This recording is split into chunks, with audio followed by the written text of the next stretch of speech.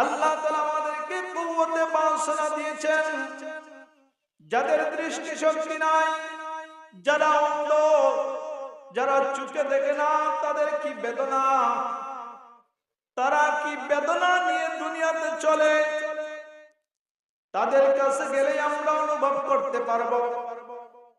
কিন্তু যার দৃষ্টি শক্তি নেই, সেই লোকটা কিন্তু চলতে দুনিয়ার মধ্যে তার বড় কষ্ট হয়।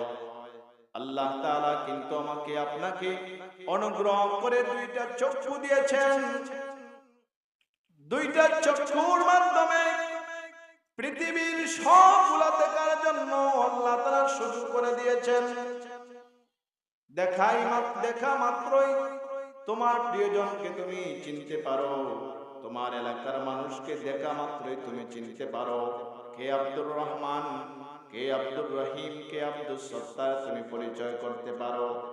যতক্ষণ পর্যন্ত না দেখবে ততক্ষণ পর্যন্ত তাকে তুমি চিনতে পারো না। আল্লাহ তাআলা আপনাকে আমাকে দুইটা দৃষ্টি শক্তি দিয়েছেন, আমাদেরকে দুইটা চক্ষু দ্বারা মানুষকে দেখার জন্য, পৃথিবীর সৌন্দর্য দেখার জন্য যে এত অনুগ্রহ করলেন, সেই মহান রব্বুল আলামিন শুধুমাত্র দুইটা দৃষ্টি শক্তি আমাদেরকে দিয়েছেন। এই দৃষ্টি শক্তি আমাদেরকে দিয়েছেন তাই নয়, আল্লাহ তাআলা আমাদেরকে দিয়েছেন কুওয়াতে সামিআ। দুইটা কর্ণ দিয়ে আল্লাহ তাআলা মানুষ কি বলে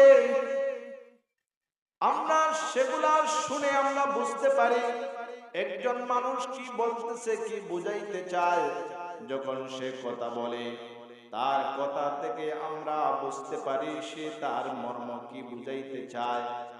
তখন আমরা কর্ণ দ্বারা শোনার শ্রবণ করার মাধ্যমে তা বুঝতে পারি। যদি আল্লাহ তাআলা যদি আমাদেরকে বধির করে দিতেন তাহলে আমাদের চলার ক্ষেত্রে অনেক সমস্যা হইতো। যারা বধির, যারা কানে শুনে না, তাদেরকে যদি জিজ্ঞেস করেন, একটা আদেশ করেন, একটা সে নিয়ে আসে আরেকটা। আল্লাহ তাআলা কিন্তু আপনাকে আমাকে বধির বানান নাই।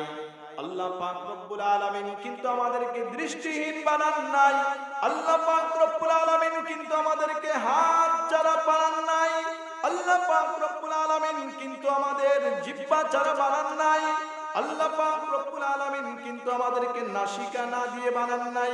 এই সমস্ত বড় বড় কয়েকটা নিয়ামত আল্লাহ তাআলা দিয়েছেন। এই সমস্ত নিয়ামতগুলার শুকর যদি এক একটার নিয়ামতের মোকাবেলা যদি আল্লাহ তাআলার শুকর আদায় করতে যাই, তাহলে সারা জীবন সেজদা করেও